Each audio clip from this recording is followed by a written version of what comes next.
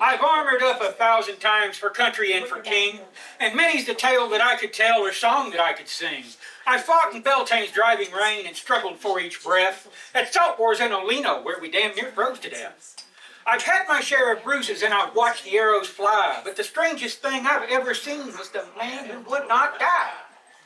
He stood at towering 7 feet, a giant among men.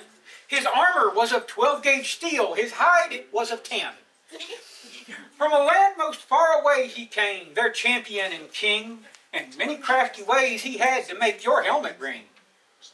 The battle lines they soon were joined, and much to my surprise, I was locked in single combat with the man who wouldn't die. We circled round a time or two, then I opened up the show with an underhanded wrist shot, still my favorite blow. He didn't even try to block, just brought that great sword down and split my helm completely from the chin up to the crown. And though my sword was still entrapped in the dent made in his side, what a mighty knight his people cheered as the man who wouldn't die.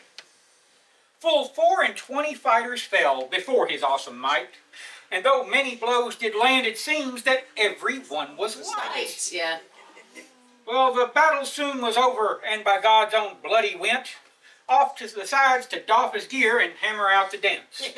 The second battle soon began, and I took another try, bearing a sword named Rhino's Bane for the man who wouldn't die. For Rhino's Bane was a special blade, immortals for to cow. And if he had not felt those blows, he damn well fear one now. 3 feet of rattan I center drilled, then hollowed out the head, and filled that hole with 6 or maybe 7 pounds of lead. A single shot was all I'd get. I raised that sword on high and buried it within the helm of the man who wouldn't die.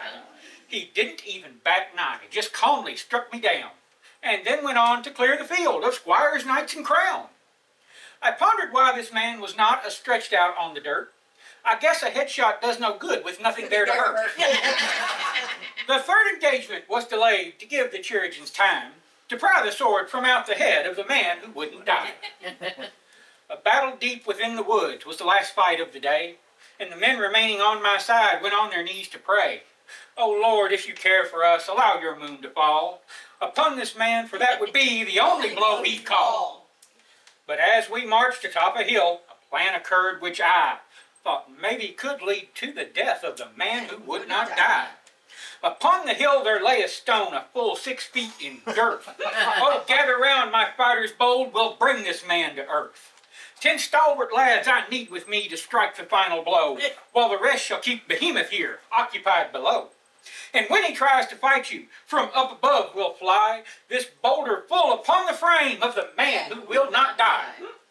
It happened just as I foresaw. From out the woods he ran, and stopped there right below us, all according to the plan.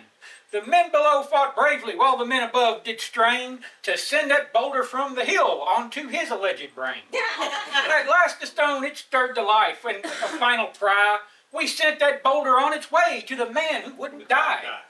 Knocking trees to left and right, that fearsome missile sped, and with a final bounce it came to rest upon his head. His arms and legs were all that we could see beneath the stone. But when we came from atop the hill, we heard our victim groan. Astounded round about we stood as day bled into night, and heard him say one final time, "My lord, that blow was light."